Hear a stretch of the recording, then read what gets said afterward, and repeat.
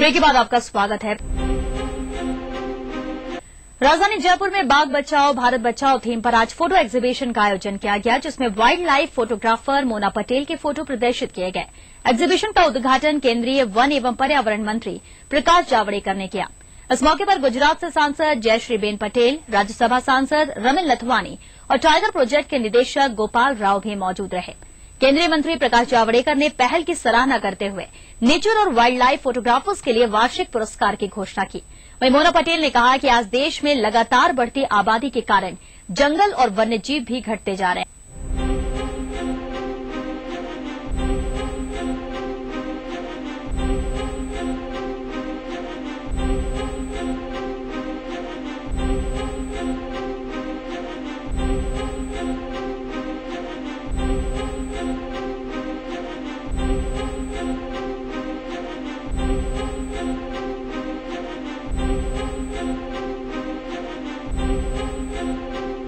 अगर हम बाघों को बचाएंगे तो उसके परिणाम स्वरूप जंगल और दूसरे वन्यजीव भी बच पाएंगे।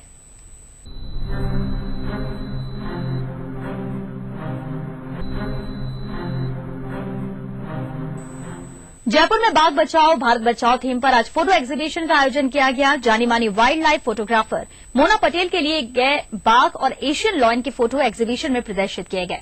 इस दौरान राज्यसभा सांसद और रिलायंस ग्रुप के परिमल नथवानी भी मौजूद रहे। एशियन लॉयन विस्थापन के मुद्दे पर नथवानी से बात की संवाददाता अरबाज अहमद ने। परिमल नथवानी हमारे साथ में मौजूद है। जयपुर में बाघ बचाओ भारत बचाओ अभियान के अंदर ये हिस्सा लेने आए हैं। एक खास बात इन्होंने रखी है कि शेरों को जिस तरह से गुजरात से बाहर निकाल करके एमपी ले जाने की बात हो रही है, उसको लेकर के बहुत से विवाद सामने आ सकते हैं। स्वागत है सर आपका। बहुत ही गंभीर मुद्दा अपने देश के सामने रखा।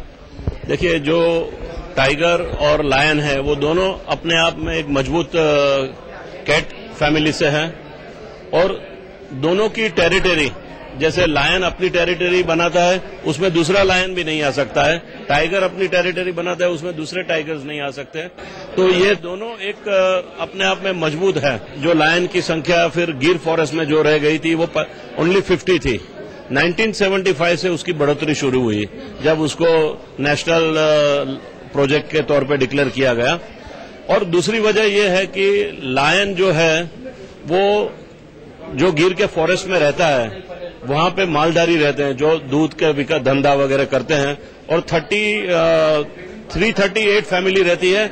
और गिर के बाउंड्री के अंदर भी तकरीबन मेरे ख्याल से 42 विलेज है जहां पे लायन चला जाता है और 10 साल का 5 साल का छोटा बच्चा भी देख के बोलता है कि सावज आया देखो, खुशी मनाता है। मेरा कहना है कि अगर उसको मध्य प्रदेश में ले जाते हैं और जहां पे टाइगर भी है और बाजू में चंबल की पॉपुलेशन भी चंबल के नजदीक भी है और चंबल के अंदर तकरीबन 350 से ऊपर अधिक रिवॉल्वर के लाइसेंसधारी है, जो ऑफिशियल फिगर है।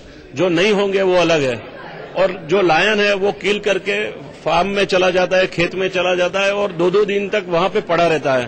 तो हो सकता है कि वो उनका पोचिंग कर दे। उनको लगेगा कि ये लायन हमारे पे हमला करेगा और उन लायन को लगेगा कि ये हमारे पे हमला करेगा। तो मैं मानता हूं कि जो हैबिटेट डेवलप हुआ है लायन में वो ह्यूमन फ्रेंडली है। जो नई जगह पे ये करना मुझे लगता है कि बहुत खतरे वाली बात है। और हम लोग जैसे बोलते हैं कि ऐसा प्रयोग करने से दोनों एनिमल का विनाश हो, ऐसा कार्यक्रम नहीं होना चाहिए।